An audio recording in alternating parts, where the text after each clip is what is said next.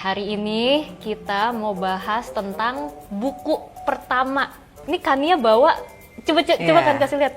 Nih, ini lihat kamera ini ya. Gue langsung ke unlock memory childhood. Gue juga dulu baca ini. Dan ini adalah buku-buku pertama yang gue baca gitu. Pas badan. Judul pertama banget tuh sebenarnya dinosaurus. Gue gak tau kenapa yang itu tuh nempel banget ke gue.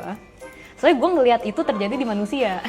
Oh, Soalnya kayak, ini persahabatan simbiosis mutualisme gitu. that's the difference antara lo sama gue. Ini Gue nggak pernah persahabatan punya, parasitik gitu. gue nggak pernah punya refleksi manusianya. Nah itu gue inget tuh karena itu. Kalau lo justru ingetin gara-gara Karena konteks itu, gue manusia. kayak, ternyata di tumbuhan terjadi ya gitu, dan terminologinya ini gitu. Jadi gue, that's how I make sense of some of my friendship.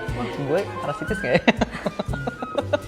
Bener gak? Bener tapi, kan? tapi lu punya temen dulu berarti baru. Maksudnya lu udah berteman dulu terus baru baca buku ini gitu. Maksudnya lu berarti Iya, gue berarti- punya teman. berarti- Iya, gue punya teman lah, gue punya teman.